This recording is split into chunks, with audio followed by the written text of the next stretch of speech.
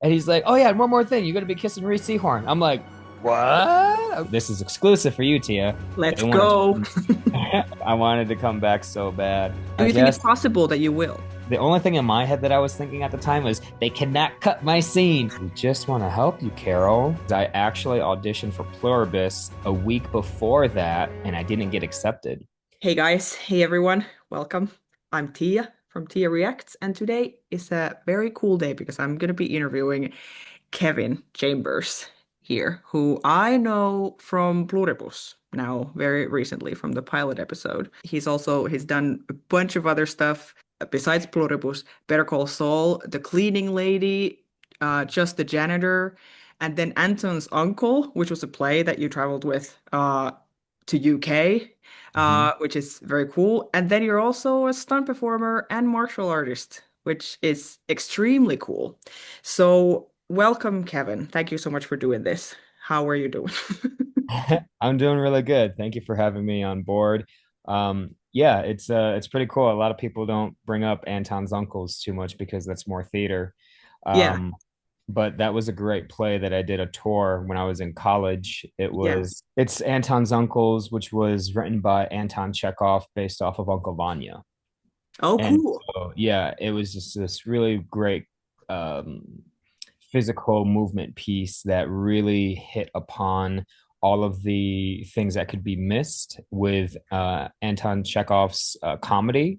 And so Right. he was really, our instructors and our director was so great at being able to hit all of those comedic moments. So we went to the Fringe Festival first in Edinburgh, Scotland, and then we That's went and so did our cool. UK tour, and we were traveling all over the place. So it was great times. Is that normal for like a college play to go on a tour like that? Yeah, No, to me that sounds like, whoa, like where did that come from? That's so cool. yeah. Yeah, we started off with the local festivals, with the KCACTF festivals. Okay. And in the States, that is all like the preliminary rounds. And if you do well, then you can be accepted to go to the Kennedy Center and perform at the Kennedy Center. And so we did that. We performed at the Kennedy Center, and that was phenomenal. And that is what gave us more recognition to go, hey, let's go to the world's largest theater competition, which is the Edinburgh Fringe Festival. Yeah, So then we had a nice success run with that, and we just kept it moving. It was lovely. that's so cool. Yeah, I'm a big theater nerd too, so I was like, I Oh, definitely want to nice. mention that. Um, okay, can we go to the beginning first? Sure. The very basic question of how how are you here? How did you become a performer? Where did it all start? Honestly, I mean, well, I'm adopted from South Korea, from Busan, South Korea, at three Okay. months. So I'm American as they can be. Yes. And apparently, when I was doing research for my trying to find my biological parents, I was a part of a documentary called Am I Really Asian or Am I Really Korean? One of the two. Okay. And looking for our parents, and I discovered that one of the things that they told me when I was a child, as a baby, the only thing that would calm me down was watching movies or TV shows. And what was Whoa. really interesting is my supposedly father is a well-known and famous director in South Korea, which I'm like, hmm. And so as a child growing up, I would literally copy all of my favorite movies and TV shows. And my cousins actually hated watching me and babysitting me because I would literally be bouncing off of the walls. Yeah. So I would copy Predator and all the Rocky franchise and the original Teenage Mutant Ninja Turtles. And it's like I knew all their lines, I knew all their blocking, I knew all the fight choreography. I would really get into each of these different characters because I just had so much fun using my imagination. Because I was so hyperactive and I had all of this energy, my Yeah. parents got me into martial arts, and that's what started off my martial art career at 4 or 5 years old. Yeah, And that's young. there, yeah, I just continued to be disciplined. I won first in the state of Michigan because that's where I was adopted for in karate for first in the state of Michigan for forms, first in the state of Michigan for fighting, and second in the state for weapons. And Whoa. when I turned 16, I looked back at my transcripts in high school and I was like, well, what is one thing that I'd love to do for the rest of my life? And I always noticed that I had acting, introduction to acting as a elective if I couldn't get into the classes that I wanted to get into. And Right. from there, I was like, hmm. So when I was going into my senior year, I took dual enrollment, which is you can take college classes while you're still in high school. And so I was taking a 2 hour class at the local Grand Rapids Community College of taking acting classes with them. And the moment I did that, it's like immediately fell in love with it. Yeah. Were you right away, like, if you had done martial arts since you were a kid, when you fell in love with acting, that you're like, I want to combine these two, like, action stuff, I want to do that, and stunts and stuff? Or were you like, I'm gonna forget about the martial arts thing and now and focus on acting? It's the second Okay. because I thought to myself, and I think every Asian martial artist goes through this where they're like, I'm going to be the one that's going to break the stereotypes in Hollywood, and I'm not going to do any martial arts because I want to show them how good of an actor I am or Yeah. performer. And, it's just the nature of the beast to you're limiting yourself with less roles because of that mentality, even though it comes from a righteous place. Yeah. We all want to be represented by who we are as individuals rather than the stereotypes that have been pressed upon us, no matter what race or, religion, sex, whatever. Yeah. Always want to be individuals. And it was a hard transition for me to go, okay, you know what? I just kept training. When I was in college, I was actually training at other places where my friends would go train to learn parkour or tricking, like Jam or Tempest. Okay. And so when I train at those two different places, a lot of people are like, dang, you're really good at movement, man. Like, have you been a martial artist? I'm like, yeah, I've been doing it my whole life. They're like, why don't you do stunts? And I'm like, well, what's that? And then I started to get involved in that realm of the industry. Yeah. And so literally I fell into stunts, Yeah. pun intended. So, Yes. That's so cool. What about then if we talk about pluribus now at first? I mhm. keep going calling it pluribus like we would say in Finnish, even though I know Pluribus. Americans usually say pluribus. Yep, yep. Um, but how did you land this gig? How did that happen? So I actually got a call from one of my stunt coordinators, who's a good friend of mine, Al Godo. And he was like, hey, dude, do you want to audition for this show? And I was just like, hell yeah, I want to audition. Like, you give me, he's always looked out for me and done the best that he has when it comes to trying to provide me with opportunities and work. And Nice. so I was like, of course, it was just like another audition, just going to it and doing my thing. The irony in this, though, is I actually auditioned for Pluribus a week before that as a background in the hospital scene, and I didn't get accepted. And I was just like, okay, well, your loss. Yeah. Then next thing I know, Al Godo hits me up. Hey, I got this show. And I was like, okay, yeah, let me see it. And casting absolutely loved me. Yeah. So it's really fun to step into that same room again for a rehearsal where they're like, we didn't accept you. I was like, yeah, I know you didn't, but guess who did? Casting in the stunt coordinator. Yeah. Yeah. So you would have been in the same scene, but just not Background. Dr. Nguyen, just someone else in the background. Yep. And when he was saying that, hey, I have this gig, did you know what the show was? Did you know about that it was Vince or that it was Apple or anything? Um, The thing about that was we shot it last year, so I didn't know anything. Right. We didn't have the deal with Apple because they were going back and forth with Time Warner Cable, I think. And Apple just wanted to pay more, so they went with them. Fair. And I ended up seeing some people that I knew, like Trina. Trini, she's so amazing. She's one of the showrunners and producers, Yes. and I actually knew her before she like became this really big producer. So she saw me, she's like, "Hey, how you doing?" I was like, "Oh, it's so good to see you," because I've worked with her on previous projects before, Yeah. and we had no idea that it was going to be this type of a show. I actually didn't even audition for the doctor. I auditioned for a waiter, Oh, and it was really interesting because all of my stud friends and coworkers, they all played the waiter the same way. which was they hated their job. They didn't like what they were doing. They were just like, okay, I'm here at the job. And then when they transitioned into the hive mindset, then it's like, okay, now they're like the Terminator and they're going to go off and kill someone, right? Sure. Whereas myself, I saw some of that and I was like, you know what? I'm going to give it a different spin. I'm going to be one of those happy go lucky waiters who's trying to do his best, really be positive, and that's just who I am. I'm over optimistic, Yeah, as what people like to say sometimes, where I'm just like, well, I'd rather be overly happy than overly sad, right? that's right. So I just did it as if I was a young kid trying to make his way, working his way up as a waiter to be a line chef and, giving everybody as great customer service that I can. So then when the transition happens of the hive mind, I'm a Terminator. I'm like the Terminator where it's stone cold killer face. The transition is really huge because now you're like, oh, this kid is so cool, and maybe we'll get to see more of him, and he's so happy. And then all of a sudden, just stone cold killer, where Yeah. it's like, oh, something's not right. Something has Yeah. changed in him. Hmm. And that was a big win on my part, I think, on how they wanted to decide it, or I think that's what was contribution as to why they wanted to select me for the role. Yeah. Yeah. So you thought you're going to go for the waiter, and how do you find out that it's a doctor in the hospital and the scene is something completely different?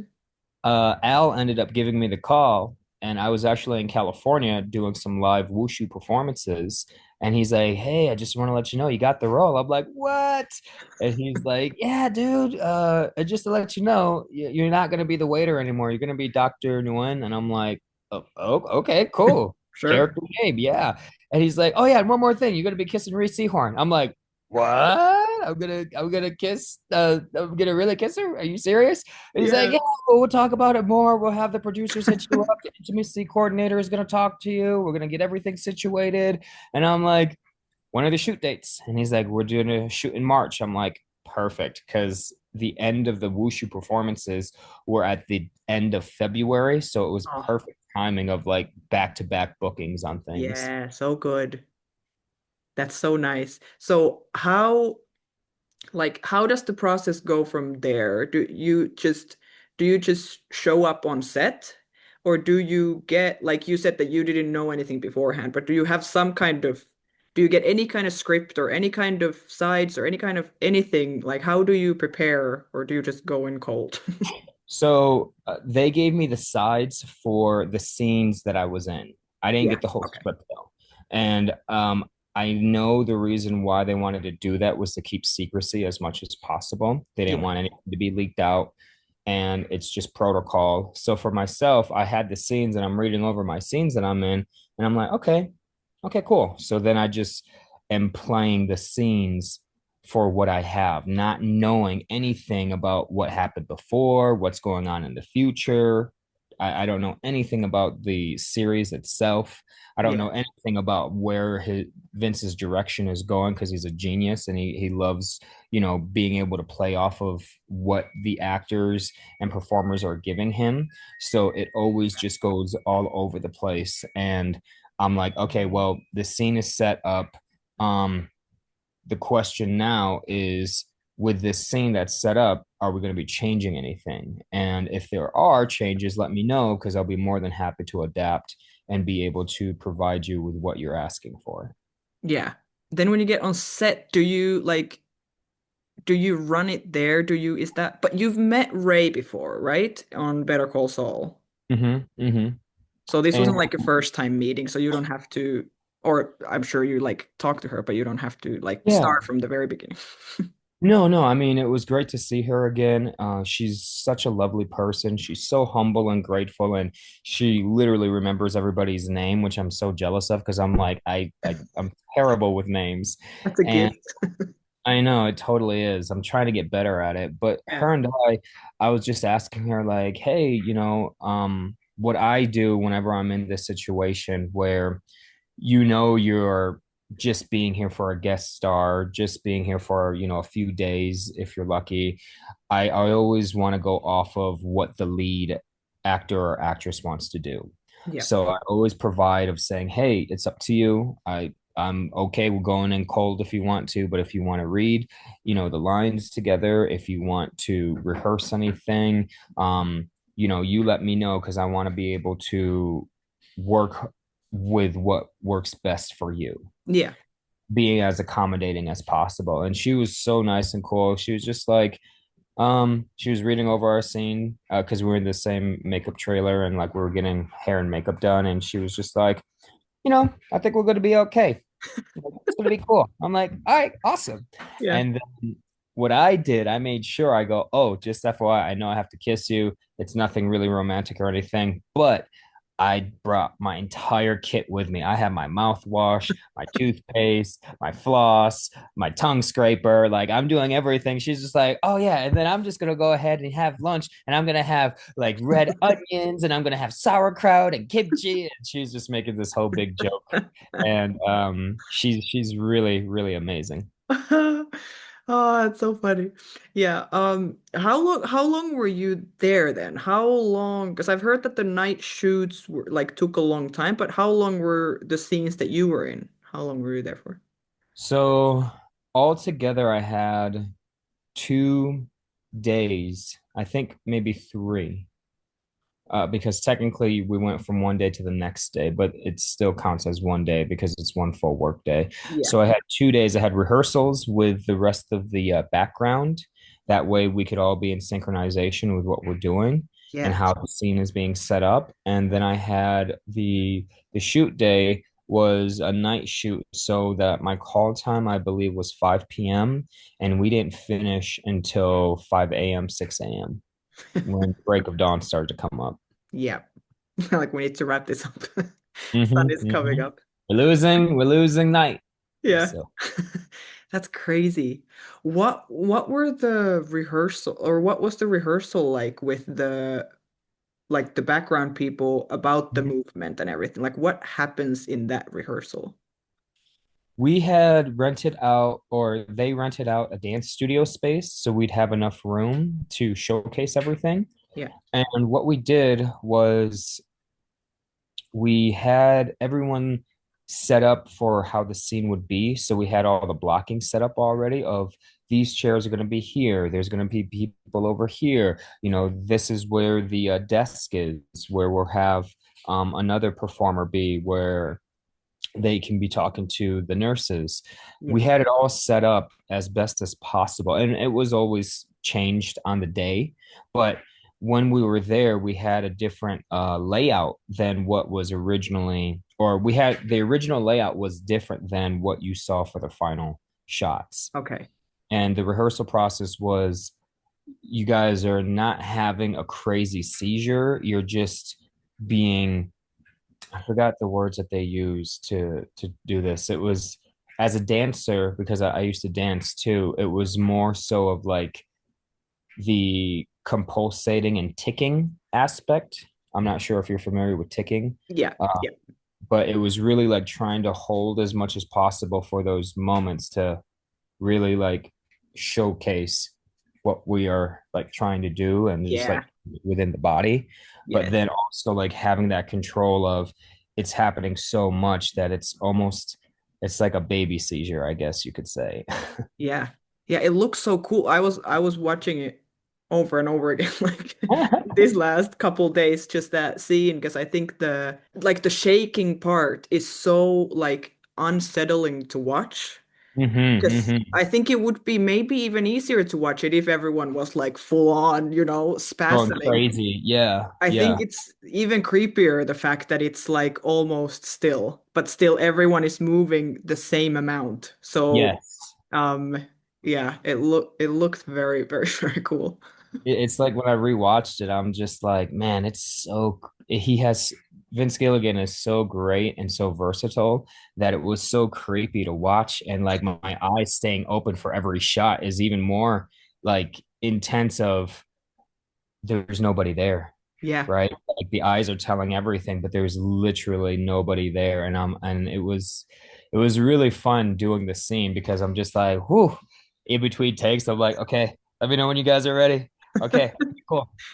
And then keeping my lock and gaze on her. yeah, true. That would maybe be even the harder part. The eyes open the whole time. You can't blink at all. hmm While still shaking and moving and Yeah.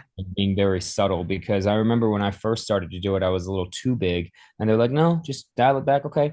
And dial it back and dial it back, and I'd rather have it be too big and then I can dial back rather than it be so small and then ramp it up. I mean, I can do either or, Yeah. but I always like to provide that to show range. Yeah, it's nicer to give more and then yeah, hmm go back from there. What were you in your head doing if you didn't know what was happening? You didn't know what the script is. You didn't know like what this is. When you're doing the scene, are you like are you thinking like what the hell am I doing? Or are you like this is so cool. I can't wait to see what this is? Or like what do you picture that? Did you have theories or did you just go like now we're Um, shaking, now we're kissing, now we're going home? okay, so it all varies, right? So Yeah. in the hospital scene, it's like, okay, I'm doing my work.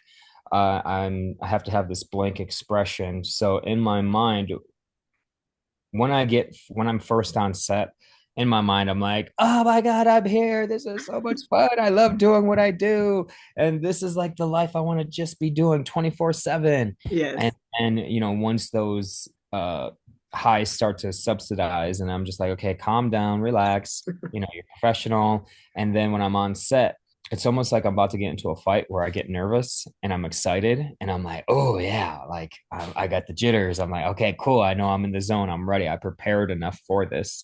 Yeah. And then when I'm in the scene itself and going in between takes, it's like, okay, game time. It's like I turn the switch like Kobe Bryant used to do all the time, where he would literally say before like 2 to 3 hours before game time, he'd flip a switch and pretend that he's like Michael Myers, where he wants to annihilate everybody. And he's like, don't talk to me. Don't get in my way. I'm in my zone. I'm focusing in. I'm playing out every scenario that I can do. I've been working on, my different combos, jab, step, turn, spin, fade away, like all those different aspects is what I do, but as an actor or a stunt performer of like, okay, here's what the scene's going to be. This is where they want me to be for my mark. And then when I hit all of those, then when the camera's rolling and the scene is going, I just stay in the present moment. Yeah. So in the present moment, my mind and my body is literally like, I don't know what's happening and I can't move and I'm blank because I can't show any emotion on my face. Yeah. And then when it got to the scene of when we all walked outside and then I ended up kissing Ree, it was one of those things of when I turned my face, I noticed that she's not part of the hive mind. So I'm a little confused of like, well, why are you feeling the bliss and happiness that I'm feeling right now? Yeah. And then I'm like, let me solve that problem for you. Let me help you out. And then that's what causes me to kiss her. And she pushes away. And then before, she takes off, we all have that line of, we just want to help you, Carol. And Yeah. so it's so freaky of Uh, I'd have the exact same response as Carol of like just driving off of like, this is totally effed. yes. And What the hell is wrong with you people?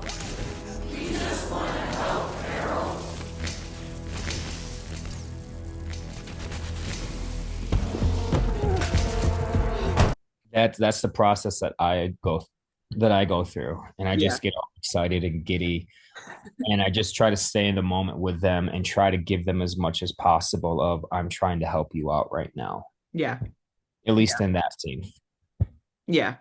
Were all the other like the background people, is everyone like some level of um stunt performer, dancer, something like that? Or were there also like just like random people, actors or whatever?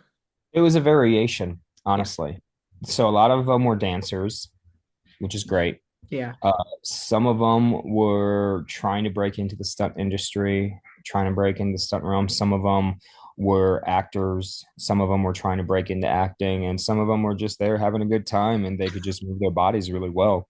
And Yeah. they're like, this is a new experience. I've never done this before. Yay! And I'm like, cool. Yeah. Yeah, because it like I said, it was so synced.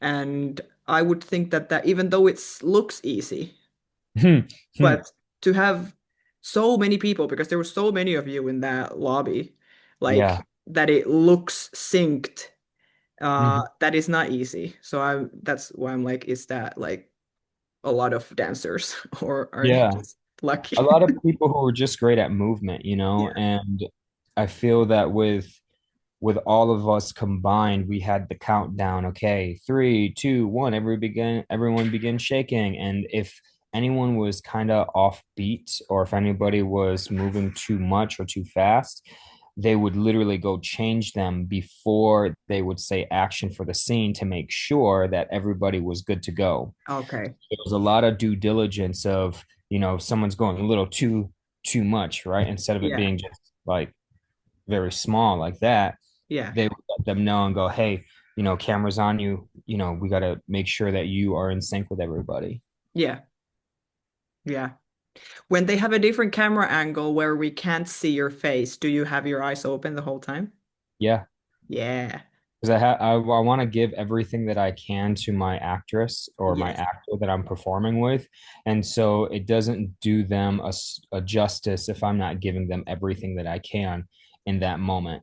Yeah. Yeah, sure. It's yeah, the whole scene is so because I like that's the first time that Carol meets the hive. Yeah, You're the yeah. first person who she I mean us when we watch the show we have seen the like how it all started from the lab Mhm. with the whatever with all the kissing. Don't eat the But donuts. yeah, exactly.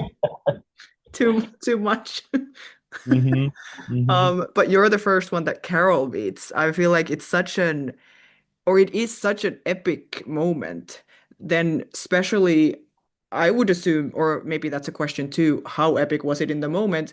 And how epic was it then to see it and he like with the music and with everything, on top of it that you're like, whoa, that's me. Well, honestly, again, I didn't know anything about the story. Yeah. So I didn't think that it was going to be this big epic moment Yeah. because I'm just like, hey, I Fair. just booked another role. Cool.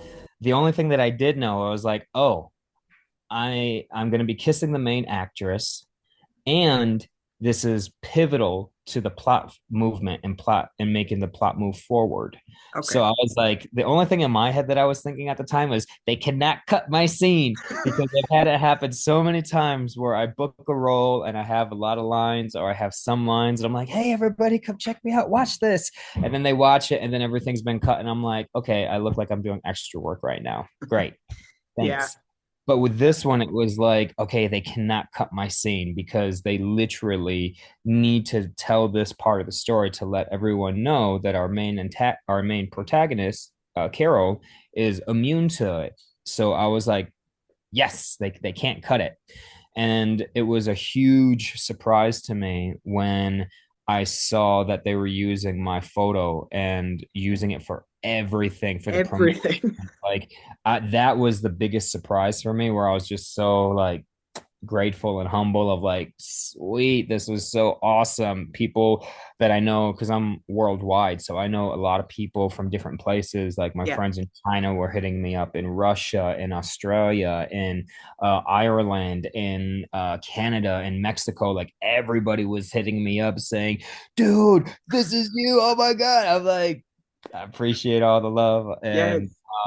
when I saw it for the first time with the music and the lighting, I was like, this is up. Like, this is freaky. This is like so scary. Yes. But what was crazy is Vince always said to all of us that we're not like these zombies that are trying to take over the world, like invasions of the body snatchers, like trying to kill Yeah. everybody. He was like, you guys are just all happy go lucky people that just want to help them out. You just all have the same hive mind. And so immediately when I thought of that, I thought of Rick and Morty, especially with the episode where Rick falls in love with, oh my gosh, I forget the character's name. Um, but she did the hive mind on everybody, and Right. Unity was her name. Yeah, yeah. And There we go. so it was so amazing to see that, because I understood that dynamic of the hive mind because of Rick and Morty, of that episode with Unity and Rick. Yeah. Like, they're Sure. not I know what evil, they're this just is. trying to help out everybody. And it was funny, especially in that episode of Rick and Morty, where they start to like reject Unity, and then you get to see how crazy those individuals were. where they're like, well, I used to be a serial rapist and this and that, and now I'm a doctor who takes care of everybody. And then like the other aliens, like, yeah, and then I used to be a prostitute, but now I'm the one that gives, I've cured AIDS and this and that. And Yeah. so it was literally, even though the hive mind took away free choice, it provided a better solution for that entire community. And so that's the big dynamic, right? In Pluribus is, do we give up free will or for the better of community and better of society, or do Yep. we fight against that because we have free will? Like you can't be happy every single day, even though I try to be, right? Yeah. So it's one of those things of what do you decide? What do you think? Hmm. Yeah, it is true. It's such a deep, deep show. And I love the turn that it took after the first episode, where especially until your scene, where it's Mm-hmm. all just like going down, and I'm like, what is happening? Like Mm-hmm. everyone's gonna die or something, Chaos on on Earth. Yeah. Yeah. And then all of a sudden it takes this turn of like it becomes so much more psychological, like they've said in many interviews and stuff. And Mm-hmm. like the threat is not, I think Vince has said it, that the threat is not physical. It's like in the first episode it feels physical Yes. and then it becomes psychological. I think that's so Absolutely. cool, the turn that it took after that. Because the Mm-hmm. first episode is so epic, Yeah. uh that I'm It's like, like, where is this gonna go? what? Yeah. Yeah. Yeah. Yeah. And then like as you continue to watch the season, I don't want to give any spoilers to any of your fans that, may have not seen everything. It just Yeah. is really the mental game. You know what I mean? The psychological plays, like what is your intention? Why are you doing this? What's the Yeah. point? You say it's to help everybody, but is it? Is it It's really? one of those, it makes you question everything. And I think that's what's really amazing about this show in general is it forces you to question things. And Yep. for me, I always love to question because regardless of what it is, whether it's a religion, whether it's your politics, whether it's, what you believe in, your pros and cons, whatever it is, I always Hmm. love to question everything because there's always, you can always uncover more when you question more, Yes. whether it's good or bad. Yeah. Yeah. And it has been very cool to see a lot of fans who have watched the show, like in my comments too, and then in other like Twitter and wherever people are talking about it a lot. Not Mm-hmm. just like, Mm-hmm. or of course there's those two who are like, Carol is annoying, and that's it. That there's no like no You're always going nothing to have happening. haters. Yeah, Yeah. exactly. Like there's just no, processing of the what is actually going on. But it has been very nice to see so many people go like really into it, really Mm-hmm. like, and Mm-hmm. going through both like, but also this, and like talking it all through. It's very cool. It really opens up your mind, in my opinion, to look at everyone's point of view and Yeah. see what their perspective is. And that's the one thing that I love about acting is regardless of whatever character you're playing on screen, you have to see it through their lens, right? With Yep. no, at least in my opinion, if you're a good actor, no judgment on what this person is going through. Because a true evil genius doesn't think that they're evil and they Yeah. don't think that they're doing bad things. They're trying to help society, right? Um, and because of that, it really makes you look at different perspectives. And that's what I love about acting as well, is that you can see why this person has become this way. Yeah. You can start to relate to them in other ways where it's like, I'm not a serial killer at all, but I could Yeah. relate to them based off of how their trauma was growing up, what their backstory is, figuring out what makes them tick and why that makes them tick, Yeah. and going into deeper details, right? Like all of us can say we can't kill anybody, right? But we kill a mosquito every day when it tries to bite us. So, it's a far stretch, definitely. Yeah. However, there is that still relatability of we've been able to kill a mosquito. Okay, if this character is what you're playing, why are they justified in being like, Leatherface from Texas Chainsaw Massacre? Hmm. It's so true. It's so true. and I love the show for it that we Mhm. go into it with Carol as well quite a lot. Yeah, Like, why is she the way she is? Um, yeah, yeah, I think quite slowly, which is nice that we're like, you know, taking our time. definitely.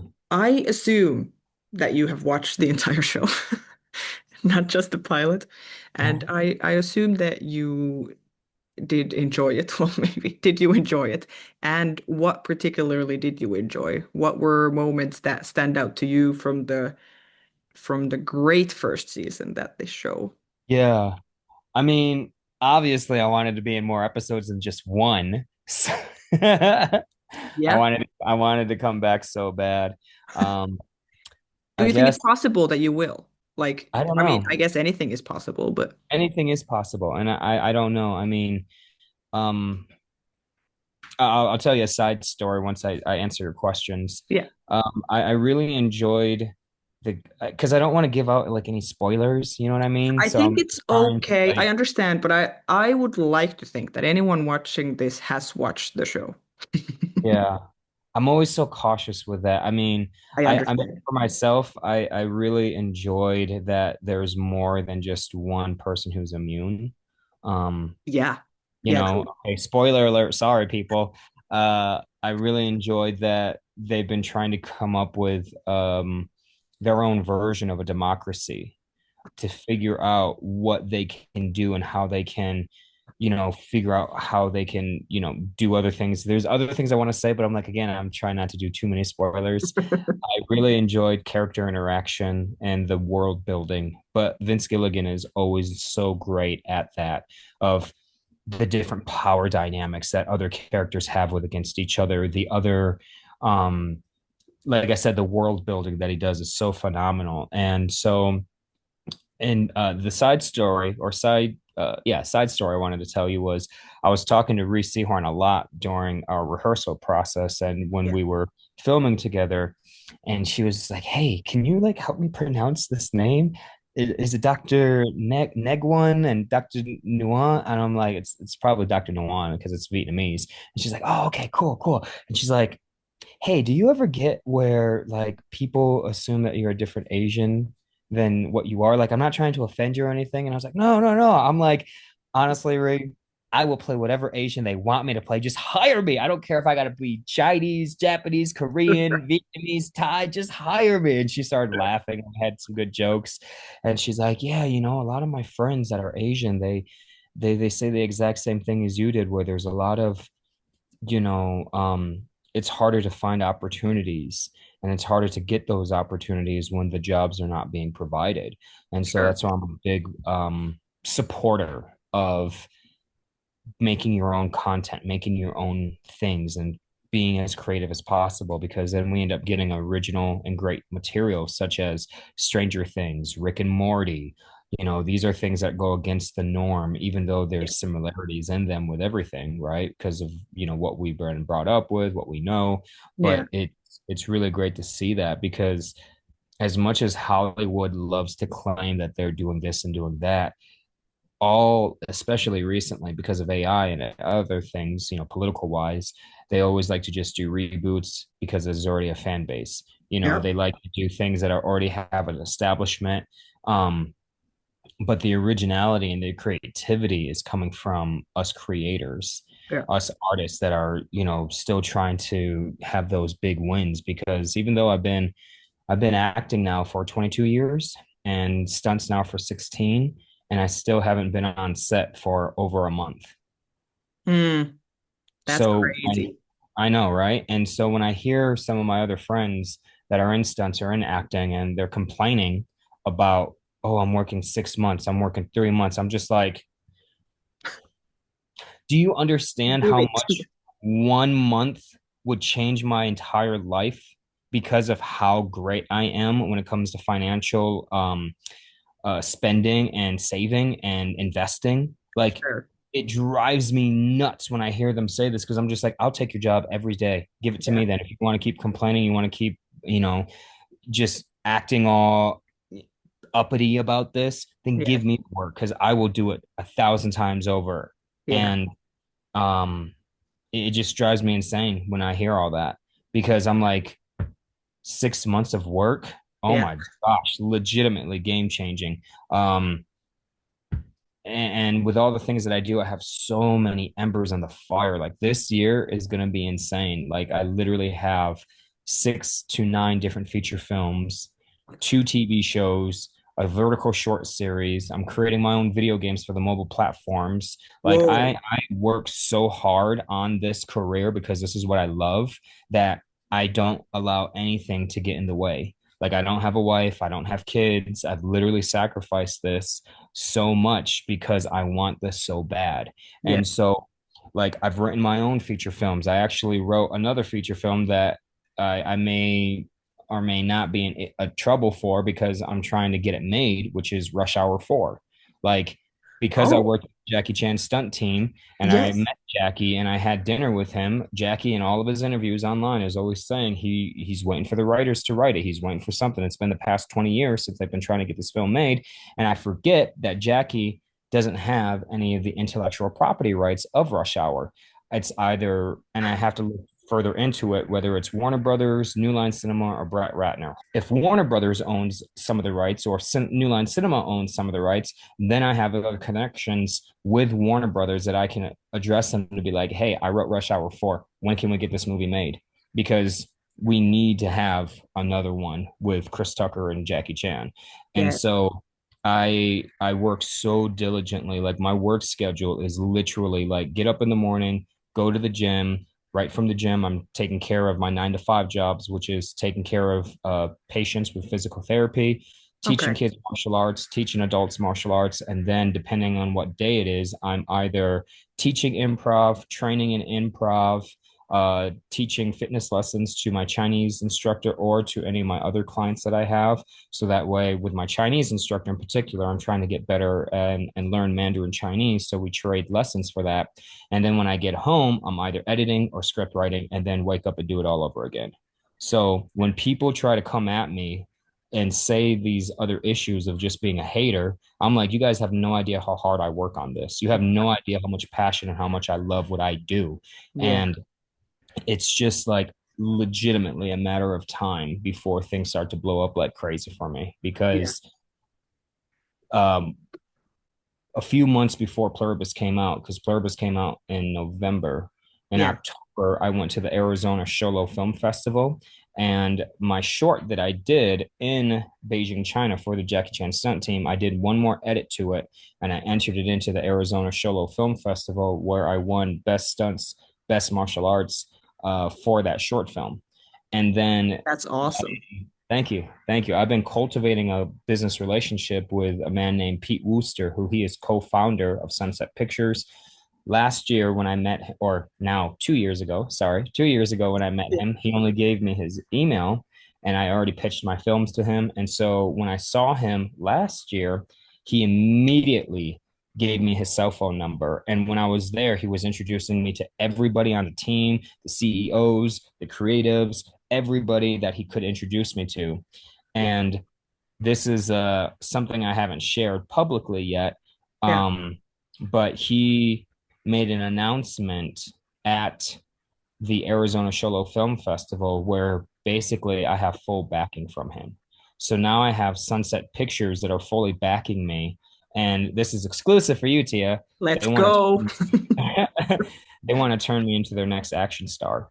And I have a Let's video to go. show everybody what is going to be happening. It's a 2 minute beautiful video that he made an announcement to everybody there at the Arizona Sholo Film Festival during the awards ceremony. And I'm not going to release that video until I'm already famous. I can say this is one of the turning points that happened.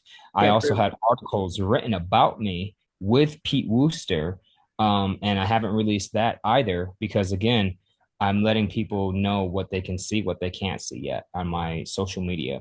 Yeah. So this is the first time that I've actually said it publicly.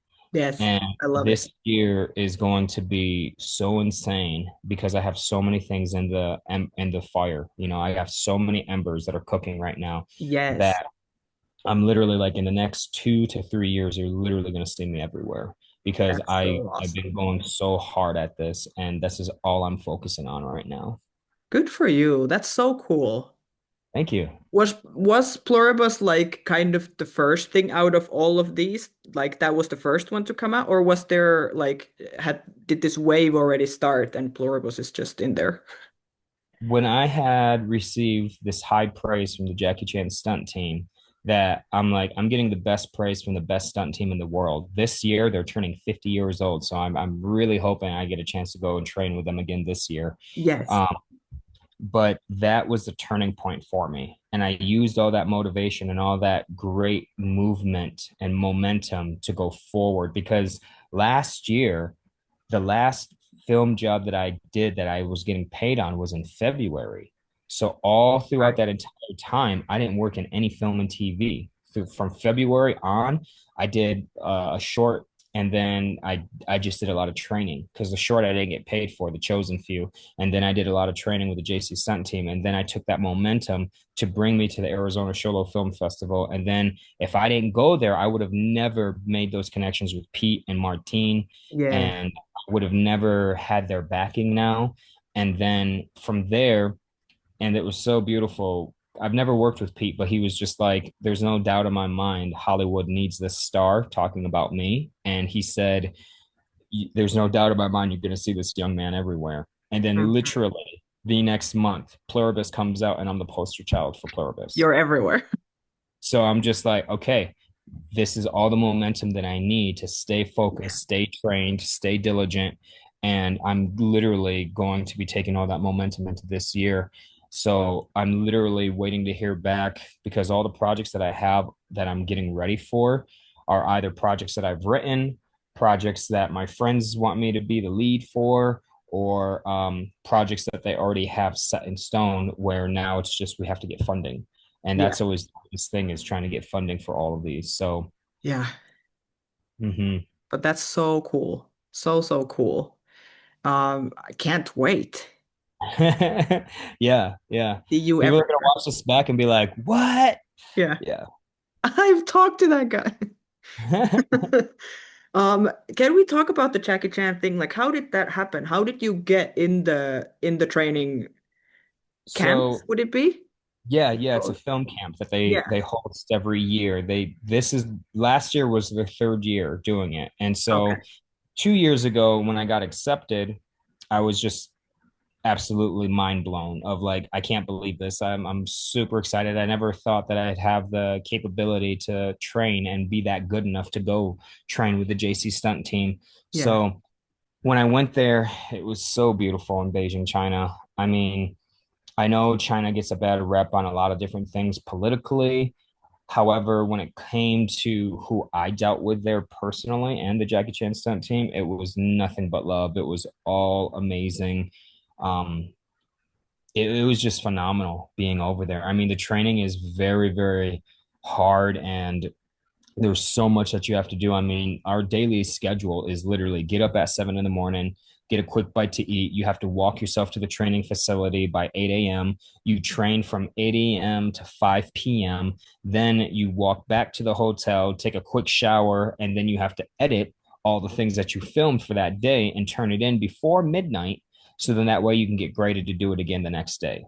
And it's those type of things that I just absolutely love where I'm like a kid in a candy store where I'm like, Yeah. yes, I want more training. Yes, I want to learn from you guys. And the stuff that I learned was just mind blowing. It was so, so amazing. And, big shout outs to the Jackie Chan stunt team, Shifu Ho Jun, who's our main instructor there on the Chinese side. Big shout outs to K Star. They are the ones that have built this bridge for us to train. And, Philip Sahagun, big thanks to him as well. He's phenomenal in every which way, as well as his son. His son is so cool and just insane and super, super talented, like his father. Yeah. Um, it was just an amazing experience that it's one for the books that it's like, yeah, I've built up such a big network because of that.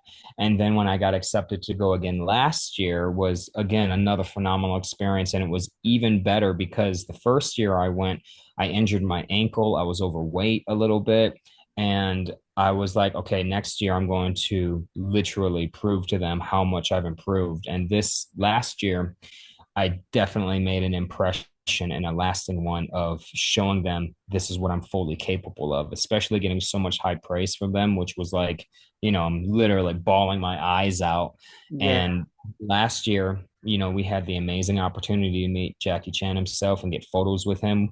We had dinner with him, which was insane. And like everything that you hear about this man in terms of how kind and humble and nice is all true. For an Yeah. example, when we got there, he gave us all, or the when we first saw him the first day, I'm literally bawling my eyes out because I can't believe I just met my childhood hero. Yes. Um, and a few days later, we all get 1,000 RMB Chinese money, which is like $140 USD, because he knows how hard it is to make it in this industry, and he wanted to make sure that we all had spending money. It's like, who does that, right? Uh, And something that I haven't posted up yet, which is just phenomenal, is I literally have it written and I have it up on my wall where I see it every day in a frame of this is my first payment from Jackie Chan. yes, let's go. Yeah. And then a few days later, he ended up giving us all Chinese medicine to make sure that we were all good to go before we do our finals. And so that was another big win for us of like, he's giving us all these amazing gifts and praise. And at the end, we all ended up getting a custom made Jackie Chan stunt team bag that you can't buy anywhere in the world unless you're a part of the Jackie Chan stunt team or you went to this camp this past year. Yeah. So just getting all of that was just icing on the cake Yeah. of, okay, cool. I'm literally taking all this momentum and we're gonna go to the moon and back. So, Yes. or to the moon and beyond, I should say, because there's just so many wonderful things that are transpiring and I'm getting ready for and prepping for. So, I love that. Thinking of other questions about the stunts, there was a couple nice ones from other fans who were sending in questions. Oh, this I like this one. What does the martial arts training mean to you personally? How has the training affected your daily life? ooh, that's a really good question. And for me, it has because a lot of people in the MMA world that just like to fight only try to figure out the best moves for who they're going to be fighting against. But you're missing out on the philosophy of martial arts when you just focus on the combat aspect. And true traditional martial artists, and there are a lot that are in the MMA as well, they literally have a full embodiment of the philosophy behind martial arts, which Jackie says it best, kung fu is everything. Meaning Yeah. whatever you do in your life, you're building up discipline. This is why we hold horse stance. It's not like you're going to use a horse stance in an actual fight. No, it's for the discipline. It's for building up the muscles. It's for really training the mind to let yourself know that you're going to be okay. And whenever I hear kung fu is everything, it literally is, because how you treat people, how you interact with the world. Another thing that I really dislike nowadays is that people don't like to call their instructors shifus or sensei or anything like that because it's been translated into bowing down to master, right? Mhm. However, now the phrase that everyone likes to use is coach. And I hate that phrase because anyone could be a coach, but Yeah. it takes years, even decades to become a sensei, a shifu, a sifu, a master. And the reason, and Philip, no, I'm sorry, Simon Rhee actually gave the best explanation of we are teaching you combative art that will feed your ego to constantly make you feel like you're better and better and better and you can take on the world. When you bow down to someone who is higher than you in rank and knows more skill sets than you are humbling yourself. And that's why we call these people shifus and masters and sensei. It's not in terms of like slave and master. Yeah. It's in terms of this is my this is my higher rank. Yeah. These are the people that I looked up to. These are my big brothers and big sisters. So I love calling all of my people Shifu sensei because I have so much respect for them because Hmm. they're training me and constantly teaching me. So I use that in everyday life of how can I be a better person every day? How can I continuously get better and still be present for everyone as well? It's a really dynamic philosophy, and I love the yin yang because it's a perfect explanation and symbolism of life. There's dark and lightness, and within both of them is a little bit of both. And so you can't have one without the other. And there's duality in life, and there's so many things that you can do to either help yourself, help others, and vice versa. So with martial arts and the training that I've done, I always try to see the good in everybody. I always try to see the light in everybody. And I try to understand what their perspective is, regardless if I agree with it or disagree with Yeah, that's beautiful. That's very nice. I was hoping the answer would be something like that because I like the question and I was like, oh, this could it. this could be great. Yeah, totally, totally. Uh, so nice. Yeah, I love the respect, like the culture of respect, which I think in a lot of Asian countries is very different to um like rest of the world. I think it's so cool to see in different medias where I would see it. I'm always like, that's so awesome. Like it's so cool and we're really like really behind on that. Or we think we're ahead of that, but we're not. And don't get me wrong, it's I mean nobody is immune to the human experience, right? So even the people who are super respectful, sometimes it can be taken overboard, and Yeah, sometimes sure. your peers expect that and will look down upon you if you're not giving them the high praise of consistently giving them high praise, right? Yeah, But for the most part, it's a beautiful way to live because you can constantly you're going to attract more flies with honey than with vinegar. that's it. That's so good.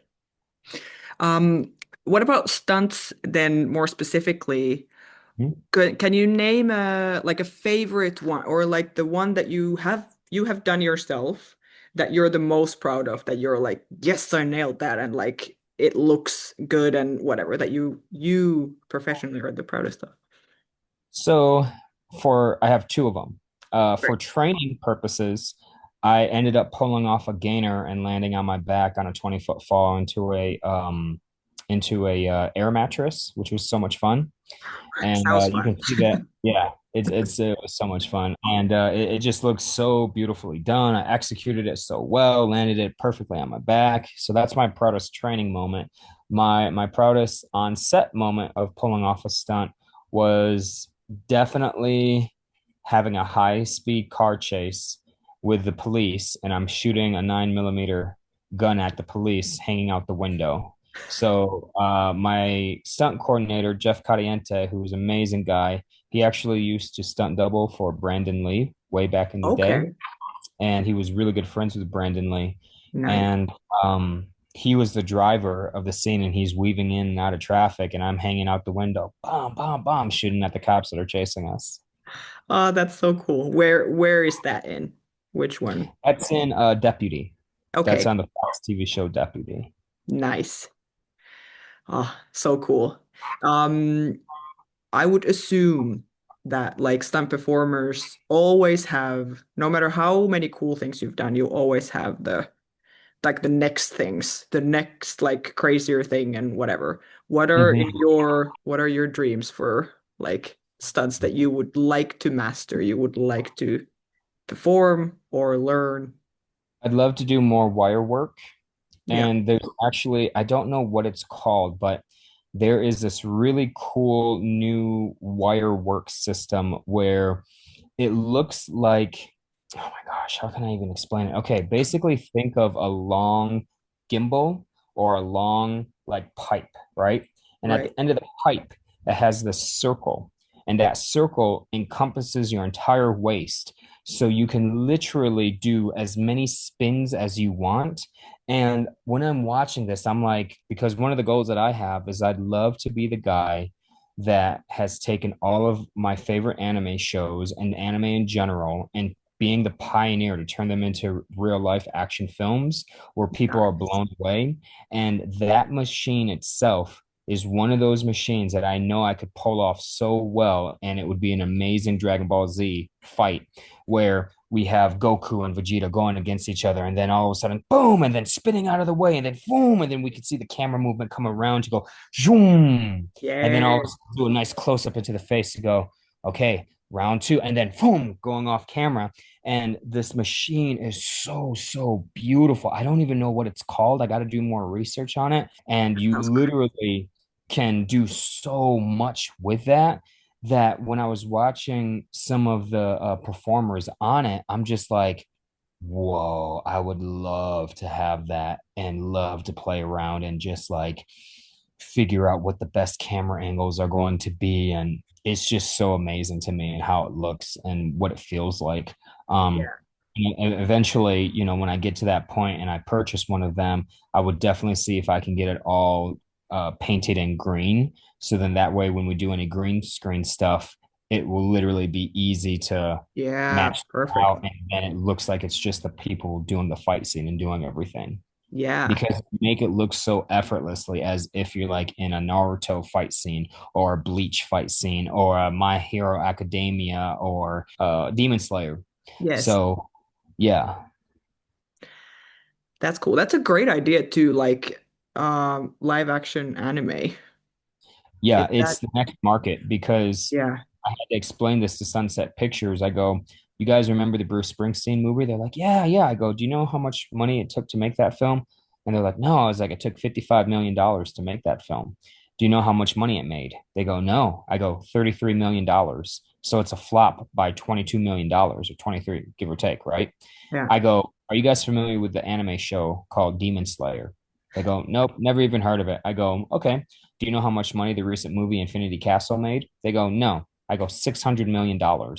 Yeah. So there's a market, and Disney and Sony are already trying to buy up as much anime IP as possible because they see that trend too. That makes sense to me, even the Hmm. like just explaining it. Um, Hmm. all right. Are there other things, or do you want to plug any of the things that are coming up, or anything else where we can find you now? Pluribus is done, but Yeah, yeah. I have a couple of films that are coming out. Protector with Mila Kunis, I believe is her last name, Mila Kunis. hmm. Um, no, I'm sorry, not Mila Kunis, Mila Djokovic. Yeah, I'm like, I I know Mila Kunis. Yeah. Mila Djokovic, she's the lead actress who was in the Resident Evil series. Oh, Um, okay. yeah, I have a Cool. movie coming out with her that is called Protector. I don't know the release date yet. Yeah. You can also check me out in the feature film called The Wrecker that has Harvey Keitel and Tyrese in it, where I get beat up because I'm a stunt guy in that one. And I Yeah. also have Coyote versus Acme coming out. So Okay. those are the three projects that I have coming out. I'm sorry, is it three? Coyote versus Acme Protector. Oh, The Wrecker is already out. Sorry. So The Wrecker is already out. So those are the three projects that I have out or that are coming out right now. Yeah. And then I have all these other projects that I'm personally working on that I won't call them out yet Yeah. because we haven't started filming. The moment Yeah. we started to film, or if we were in the editing room, then I would totally be, putting it all out there, but we haven't even started filming yet. So those are still in the works.